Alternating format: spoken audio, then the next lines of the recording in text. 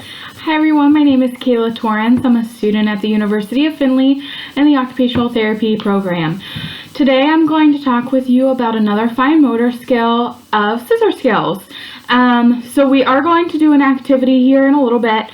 So if you could grab your supplies now, that would be great. You will need at least one colored of white paper, a piece of green paper. If you do not have green, grab 2 sheets of white paper, some crayons or colored pencils, markers, whatever you want to draw with, some glue or tape, and a pair of scissors. So while I'm talking about some of the developmental progression of scissor skills, you can grab those items or feel free to pause it, grab the items and come back. But to start with the developmental progression, by age 2, kids should be able to make one snip at a time on a piece of paper with scissors. By age 3, they can snip forward along a line, but not continuous motions. By age 4, a child should be able to cut along 6 inches of a straight line. That's about a 1/4 inch wide, and they should be able to do that without assistance after a demonstration of what to do. They can also cut 6 inches on a curved line, that's a 1/4 of an inch wide after demonstration, and they can start to cut out a circle that's at least 6 inches without assistance after demonstration, staying within a 1/2 inch of the line. By 5 years, they should be able to cut a square and a triangle that's at least 3 inches without assistance after a demonstration, and they would probably be about 1/2 inch of the line away from that line that you've provided for them. They can also cut out pictures after demonstration that are at least 6 inches long and that have at least a 1/4 inch wide baseline for them to go off of, as long as this is a general shape. By age 6, they can start to cut out things that are a little thicker, like cloth, and by 6 1/2, they can cut out complex pictures following outlines without any assistance. So that's just a breakdown from age 2 of 6 of some scissor skills. So we are going to get started with our activity. So first, what I want you to do is take a sheet of white paper, and we're going to draw some bugs on the paper. I want you to leave about 2 inches down at the bottom that will be blank, and then just kind of fill out the whole rest of the paper with any sort of bugs that you would find in the grass. So I'm going to start with a little ladybug, and I am not the best artist, so just do your best. So I have my little ladybug, and going to draw a caterpillar,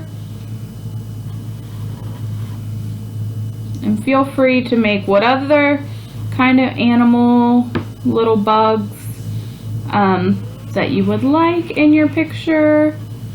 And you're doing this on the white sheet of paper.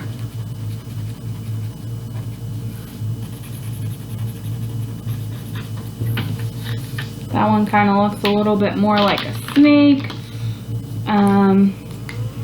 Can draw those little roly-polies. Maybe a snail.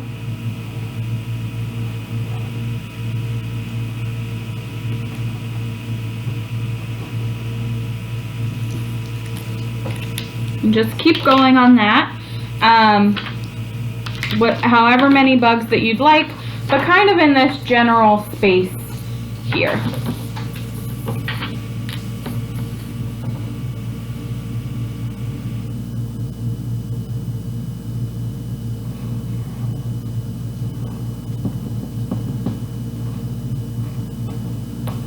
All right. I'm going to move on to the next step, but feel free to pause the video and add as many bugs as you'd like. So this next part, I'm going to take my green paper. If you did not have any green paper, feel free to just color in a white sheet green. We're going to make this into our grass. So once you color that in green, or if you have a green sheet of paper, I want you to go about 2 to 3 inches up from the page and draw a line across like this. And then I want you to go from that line all the way to the top in little strips about that wide. And you're going to go all the way up. You can do as many as you'd like, but just in this pattern, okay? And I want you to go all the way across the paper.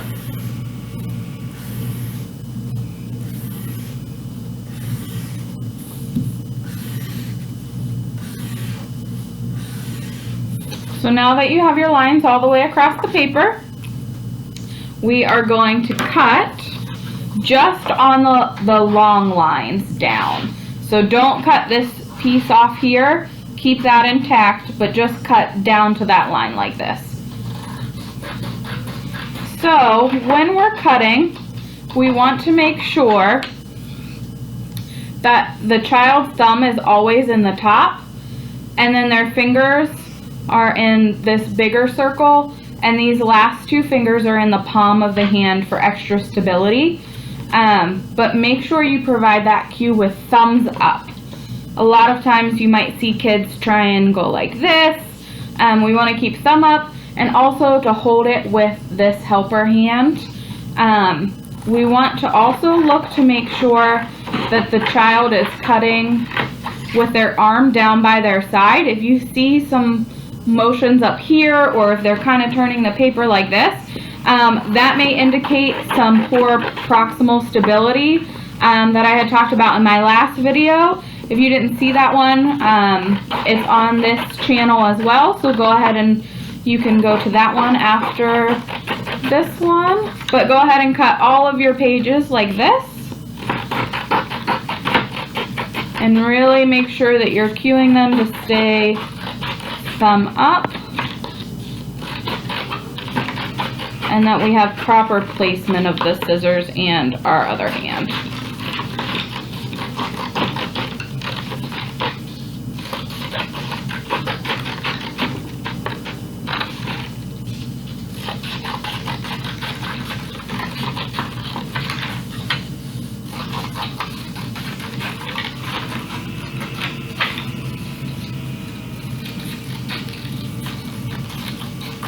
So now your green sheet of paper should look like this. And go ahead and finish up however many bugs that you want to put on there.